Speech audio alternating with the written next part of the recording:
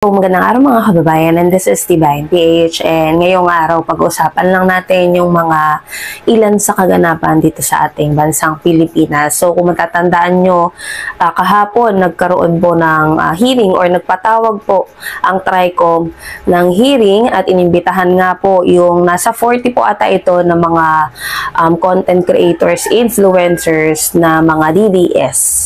Pero may mga nagpunta rin po na mga vloggers, influencers na pro-admin, no? So dito nga sa inimbitahan mga kababayan, parang isa, dalawa lang ata po yung matapang na humarap, naglakas loob na humarap, no? Para klaruhin din ang mga bagay-bagay.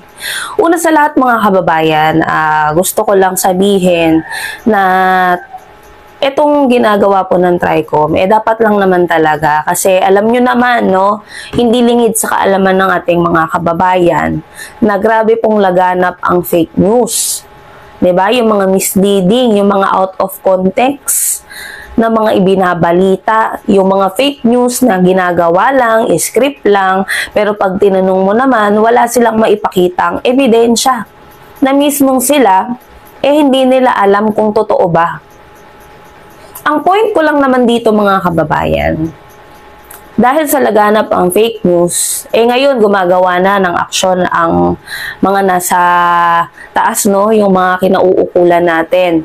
Gumagawa na sila ng aksyon. Kasi hindi lang naman ngayon yung fake news na yan. Even before, na laganap talaga yung mga misinformation at saka yung mga binabalita na sabi ko nga sa inyo, yung iba dyan, nagbabalita sila ng fake, nagbabalita sila ng scripted.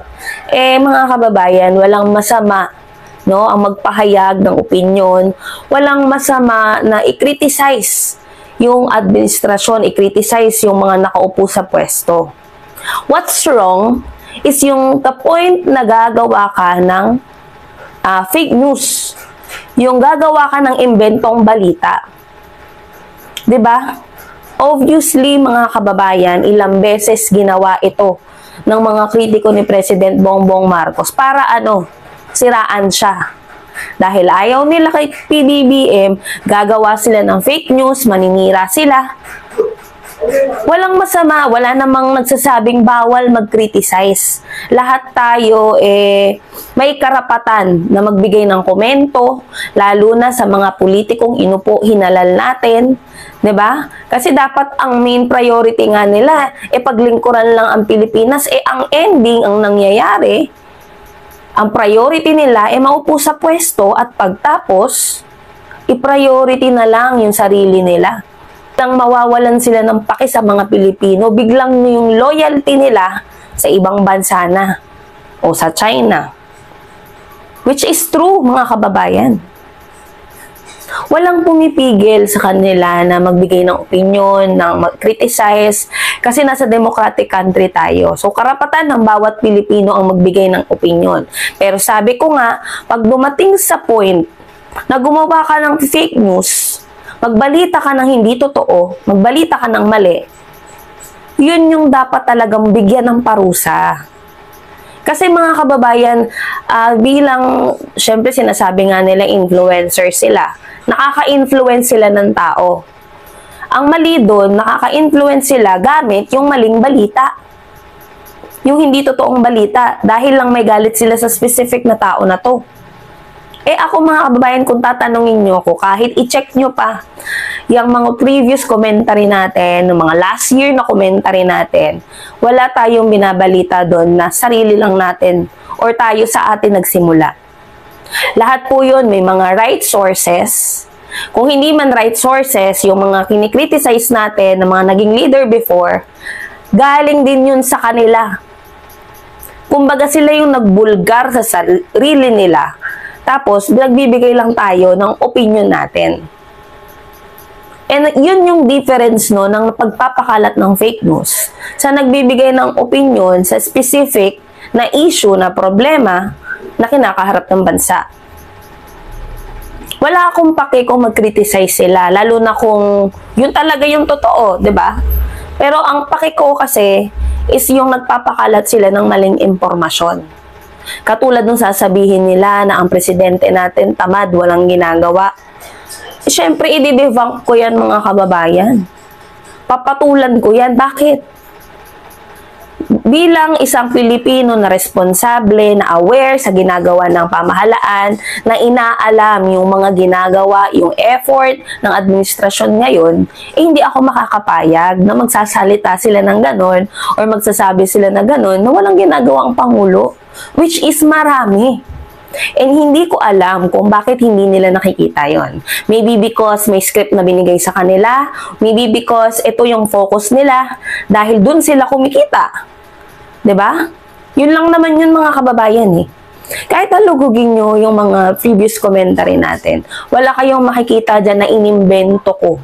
Dahil hindi po ako kagaya ng iba na para lang sa pera ay mag-iimbento na ikasisira ng ibang tao. Hindi tayo ganun. Nagkikriticize tayo, oo, pero sa tama. In a right way. Hindi yung gagawa tayo ng fake news dahil galit tayo sa taong to. Wala pa akong ginawang commentary, wala pa akong ginawang content na yung kumbaga gagawa ka ng content na fake news para dahil galit ka sa mga Duterte, wala pa akong nagagawa. Kasi binabalita naman eh. Yun yung binibigyan natin ng opinion.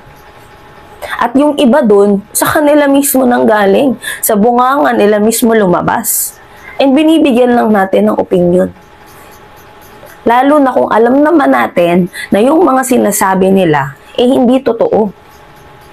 Alangan naman magpatay mali siya tayo na mali na yung sinasabi nila, hahayaan natin. Siyempre hindi. Lalo na yung mga fake news na ipinapakalat na maski sila mismo, hindi nila kayang patunayan. Kaya sana sa mga kababayan natin, i-call out natin, lalo na yung mga nagpapakalat ng fake news. Doon man lang, mabawas-bawasan, no?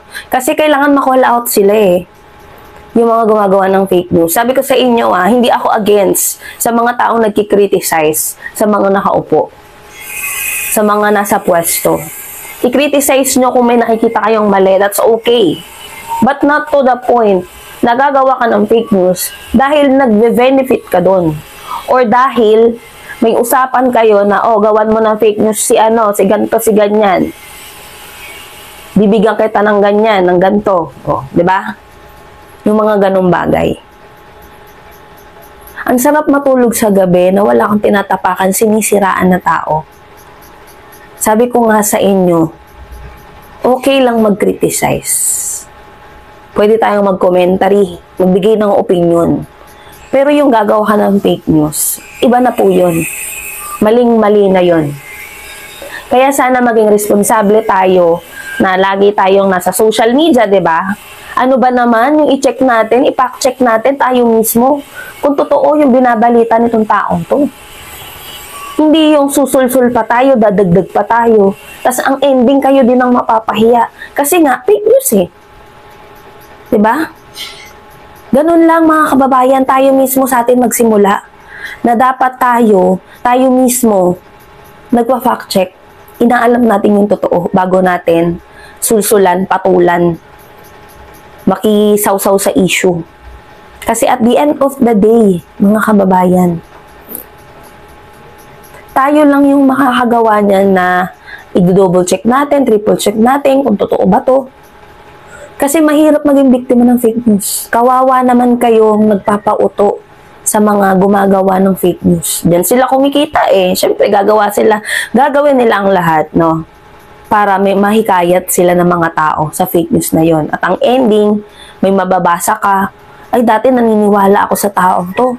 Pero nung nalaman ko, nag-fact check ako. Fake news pala yung pinapakalat. Hindi ko na pinapanood, inan-subscribe ko na. Ganon, marami akong nababasa mga kababayan. Kaya dapat maging matalino tayo. Kilatisin natin maigi, alamin natin maigi. Kung yung mga pinapanood ba natin na content creators, totoo ba yung binabalita? Kasi kawawa, kayo po ang kawawa pag nadali kayo, no? O nabiktima kayo ng mga fake news peddlers.